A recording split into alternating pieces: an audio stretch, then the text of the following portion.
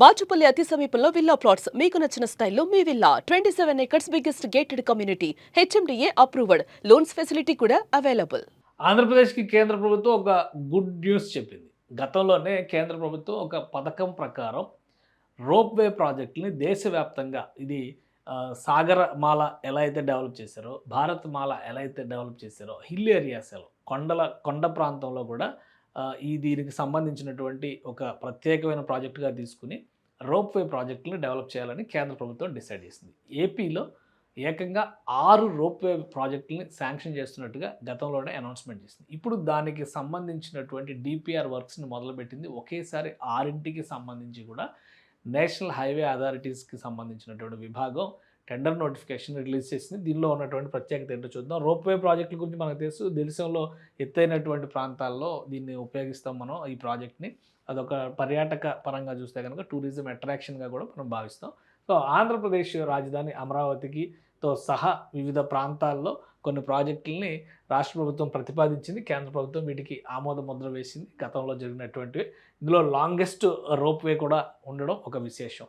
ఎందుకంటే 32 కిలోమీటర్ల లెంగ్త్‌లో ఉండేటువంటి రోప్‌వేని కూడా ప్లాన్ చేస్తున్నారు. టెంటేటివ్ లెంగ్త్ 32 కిలోమీటర్స్ అనమాట.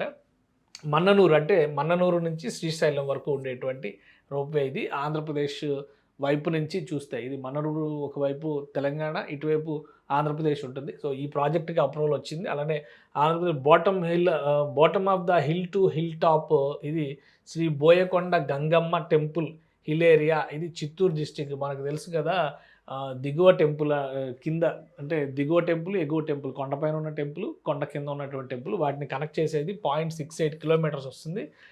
గంగమ్మ జాతర గురించి మనం ఈ మధ్యకాలంలో విన్నాం. 'పుష్ప 2' సినిమాలో కూడా దాన్ని చూసాం. సో ఆ కొండపైకి వెళ్ళడానికి ఒక రోప్‌వే ప్రాజెక్ట్‌ను ప్రతిపాదించింది ఆంధ్రప్రదేశ్ ప్రభుత్వం. ఇక అలానే ఎగువ Ahobilam temple to Jwala Narasimhaswamy temple, ఇది కూడా అహోబిలం టెంపుల్ దగ్గర వేస్తుంది. 1.28 కిలోమీటర్స్ వస్తుంది.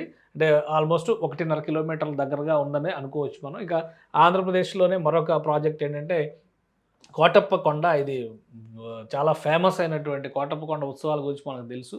సో కోటప్ప కొండకి సంబంధించి కూడా దిగువ నుంచి కొండపైకి 1.3 కిలోమీటర్స్ 1.23 కిలోమీటర్స్ టెంపుల్ రోప్‌వే స్ట్రక్చర్ని ఇక్కడ ఎస్టాబ్లిష్ చేయాలని చెప్పని డిసైడ్ చేశారు. అలానే మరొకటి బరం పార్క్, భవానీ ఐలాండ్. ఇది కృష్ణా నదికి అడ్డంగా వేసేటువంటి రోప్‌వే ప్రాజెక్ట్ అయింది. 0.85 కిలోమీటర్స్. ఇది టూరిజం అట్రాక్షన్. ఇవన్నీ కూడా ఆల్మోస్ట్ టెంపుల్ ఏరియాస్. ఇది టూరిజం కింద మనం చూడొచ్చు. ఈ 3 టెంపుల్ ఏరియాస్ కిందే మనం చూడాలి.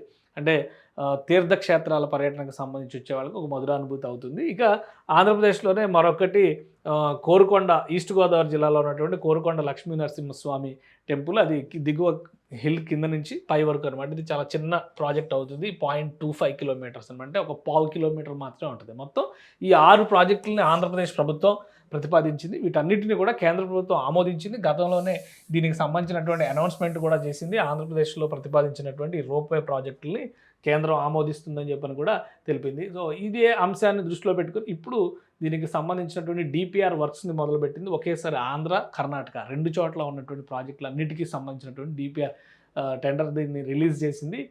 కేంద్రం అంటే నేషనల్ హైవే అథారిటీస్ పరిధిలో ఉండేటువంటి సంస్థలు ఇవి రిలీజ్ చేసినాయి. దీన్ని ఒకసారి మనం చూస్తే కనుక carrying out detail project report study of development ropeway projects in the state of Andhra Pradesh and Karnataka రెండింటికి కల్పించారు.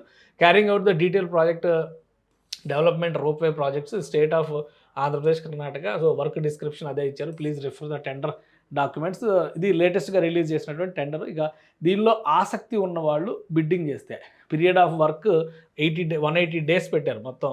దానిలో బిడ్ వ్యాలిడిటీ 120 డే. అలానే కన్సల్టెన్సీ సర్వీసెస్ ఇవన్నీ పెట్టారు. మొత్తం మీద చూస్తే కనుక 6 నెలల నుంచి సంవత్సరం లోపు ప్రాజెక్టులు కంప్లీట్ అయ్యేటువంటి అవకాశం ఉంటుంది. ఎందుకంటే 180 డేస్ మ్యాక్సిమం పీరియడే పెట్టారు కాబట్టి వీలైనంత ఫాస్ట్గా కంప్లీట్ అవుతుంది. మొత్తం మీద 6 రోప్‌వే ప్రాజెక్టులు ఏపీలోకి రాబోతున్నాయి. ఈ డీపీఆర్ ప్రాసెస్ కంప్లీట్ అయిన తర్వాత బిడ్డింగ్లోకి వెళ్ళి ఫైనాన్షియల్ బిడ్స్ అన్నీ కూడా క్లియర్ అయిన తర్వాత అక్కడ గ్రౌండ్ సర్వేలన్నీ కంప్లీట్ చేయడానికి వీటన్నిటికి ఒక 6 నెలల సమయం పట్టొచ్చు. సో మొత్తం ప్రాజెక్ట్ ఎలకేషన్ అయిన తర్వాత మరొక 6 నెలల నుంచి సంవత్సరం, అంటే ఏడాదిన్నర కాలం తర్వాత చూస్తే కనీసం ఏడాదిన్నర 2 ఏళ్ల సమయంలోపు ఈ ప్రాజెక్టులని, లాంగెస్ట్ ప్రాజెక్ట్ కూడా ఉంది ఇందులో, 32 కిలోమీటర్లు మననూరు శ్రీశైలం ప్రాజెక్ట్ ఉంది కాబట్టి అది కొంత టైం పట్టొచ్చు. మిగతావన్నీ చిన్న ప్రాజెక్టులు ఉన్నాయి, అన్నీ కూడా బిలో 2 కిలోమీటర్స్ ప్రాజెక్ట్స్ ఉన్నాయి.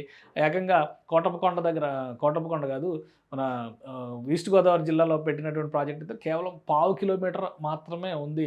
సో అందుకని వీటన్నిటిని వీలైనంత వేగంగా షార్ట్ పీరియడ్లో కంప్లీట్ చేయడానికి అవకాశం ఉంటుంది. డిపిఆర్ ప్రాసెస్ స్టార్ట్ అయింది కాబట్టి ఎవరైతే బిడ్డర్స్ వస్తారో వాళ్ళల్లో ఎలిజిబుల్ పార్ట్నర్స్ని సెలెక్ట్ చేసిన తర్వాత వీలైనంత వేగంగా ఈ పనులు మొదలవుతాయి. ఏపీలో రోప్ టూరిజం అనేది ఒక స్పెషల్ అట్రాక్షన్ పాయింట్గా మారేటువంటి అవకాశాలు కనిపిస్తున్నాయి.